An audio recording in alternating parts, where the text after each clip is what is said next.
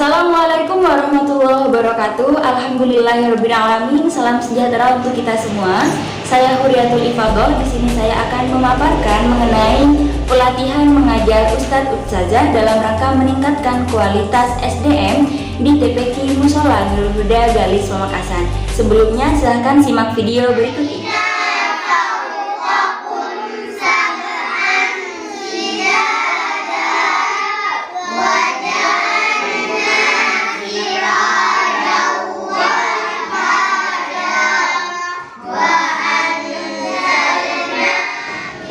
Setelah menyimak video yang tadi, kita dapat melihat bahwasanya terdapat anak-anak yang sudah fasih menurut saya ya dalam membaca Al-Quran, sehingga oleh karena itu kita patut mengetahui hakikat dari adanya TPQ itu sendiri. Jadi TPQ itu merupakan suatu lembaga dan lembaga pendidikan dan pengajaran untuk anak usia sekitar kira-kira 7 hingga 12 tahun guna mencetak generasi Qurani yang dapat mencintai serta mengamalkan Al-Quran. Nah, dasar keberadaan TPQ ini sudah terdapat pada Pancasila, yakni ketuhanan yang Maha Esa, kemudian juga terdapat pada Undang-Undang Dasar 1945, juga terdapat dalam peraturan pemerintah. Hingga kita dapat mengetahui bahwasanya adanya TPQ ini bertujuan untuk dijadikan bekal dasar bagi anak didik atau para santri sehingga dapat membaca Al-Quran secara baik, benar, fasih sesuai kaidah ilmu tajwid yang berlaku. Nah, selanjutnya kita beralih pada kurikulum TPQ. Yang pertama ada metode qiraati. Proses pengaplikasian metode qiraati ini merupakan dengan cara memasukkan serta mempraktekkan langsung bacaan tartil sesuai kaidah ilmu tajwid, yang mana metode qiraati ini diciptakan oleh seorang tokoh agama dari Semarang, yakni Kiai Haji Dahlan Salim Zarkasi. Sehingga dengan adanya metode tartil ini, metode qiraati ini, para santri dapat membaca qiraati secara tartil. Sehingga dapat kami simpulkan bahwasanya metode qiraati ini merupakan metode dengan cara memasukkan kemudian langsung mempraktekkan bacaan tartil kepada para santri sesuai dengan ilmu tajwid.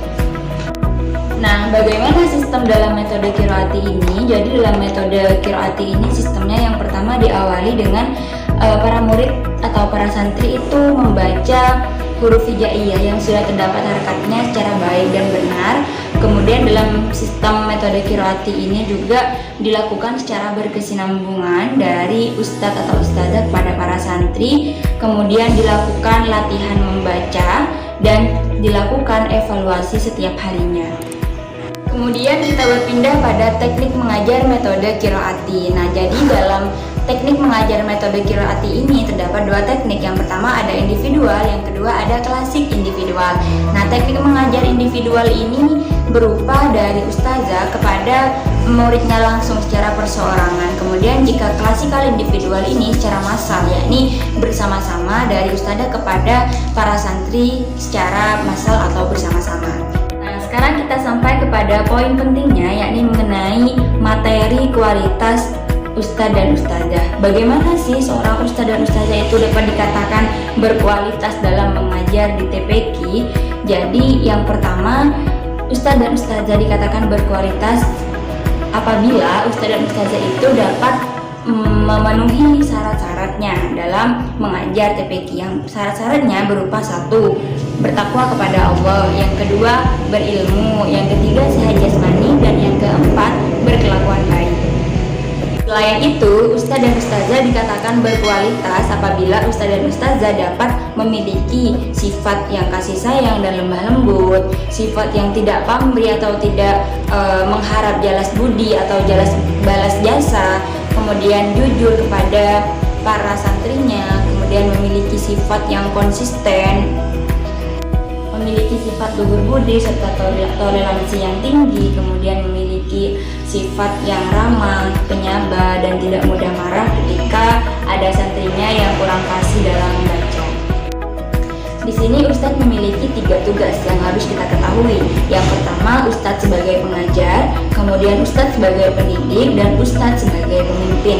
Maksud dari Ustadz sebagai pengajar yakni Ustadz harusnya dapat merencanakan program program pengajaran yang akan diberikan kepada para santri. Yang kedua Ustadz sebagai pendidik, yakni Ustadz diharapkan dapat mendidik serta dapat mengendalikan para santrinya ketika belajar.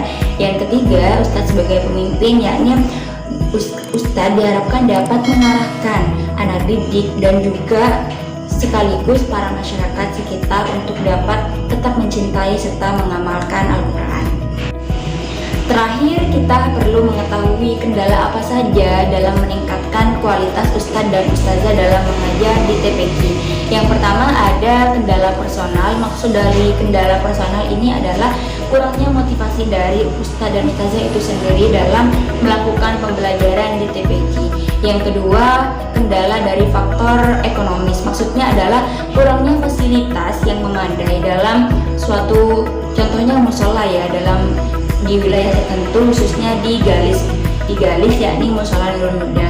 Yang ketiga adalah faktor sosial, yang mana faktor sosial ini merupakan kurangnya rasa empati atau simpati dari masyarakat terhadap ustadz dan ustazah di lembaga itu, di lembaga TPQ Mushola Nurul Huda. Adalah kendala budaya, faktor budaya, yang mana maksud dari faktor budaya itu adalah kurangnya budaya berorientasi kerja mutu para ustadz, sehingga para ustadz maupun ustazah itu bekerja seadanya. Oleh karena itu, diharapkan dari keempat kendala tersebut, para ustadz dan ustazah itu dapat termotivasi, dapat semangat untuk mencintai serta mengamalkan dan mengajak seluruh para masyarakat untuk dapat mencintai juga mengamalkan Al-Quran dalam lembaga TPQ Mushola Nurul Huda Galis Pamekasan.